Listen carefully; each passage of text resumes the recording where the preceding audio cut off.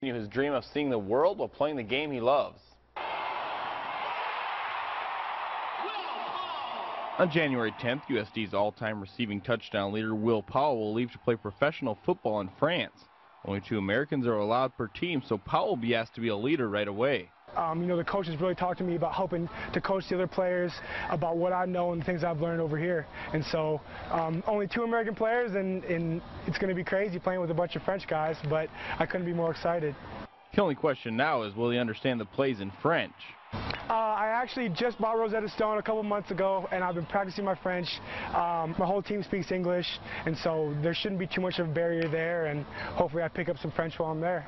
One word that is understood around the world is championship. Powell will play wide receiver and safety for the defending French champion Nîmes Centurions and their already talented roster. My quarterback last year threw 36 touchdowns, so I want to have at least 20 touchdowns.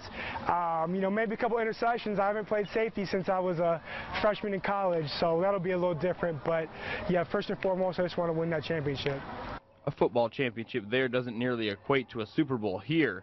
However, if he can put up the numbers he racked up as a Coyote and lead his team to a Euro Bowl title, he may catch the eyes of an NFL scout. Obviously, the competition isn't what the NFL is here, and so I expect to go over there and dominate. And so, I get some film going, and you just never know what could happen. Hopefully, I get some film. Someone in the U.S. or Canada sees it, and I'll be able to come over here and get a chance to play at another higher level. For updates on Powell's career overseas, you can follow him on Twitter at Will13Powell. Got to wish him the best. Coming up next in sports, highlights from the Wild and the Flyers. And next, we'll be right back. Currently are holding on to the final playoff spot in the West. They travel to take on the Flyers, who are a game back of the 8th spot in the East.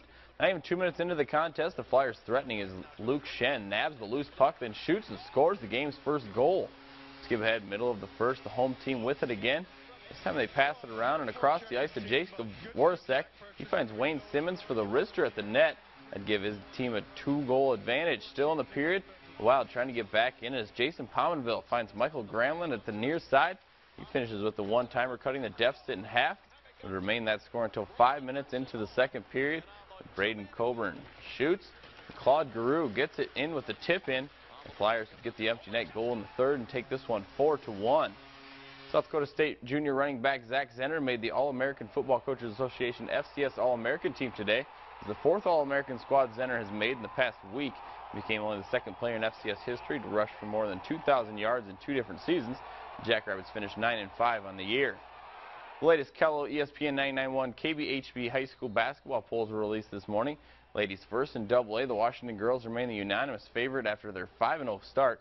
In Class A, the St. Thomas More girls received 6 first-place votes. However, West Central and the 5-0 Mustangs of Tri-Valley each earned 1 as well. It's no surprise the defending champion Monarchs are the top in Class B. AA boys has Huron on top, with Roosevelt and Pierre each receiving a first-place vote. And Madison remains the top dog in Class A at 3-0. James Valley Christian is number 1 in Class B with 7 first-place votes. Check out if your school made the list or is receiving votes at KELLLAND.com/sports.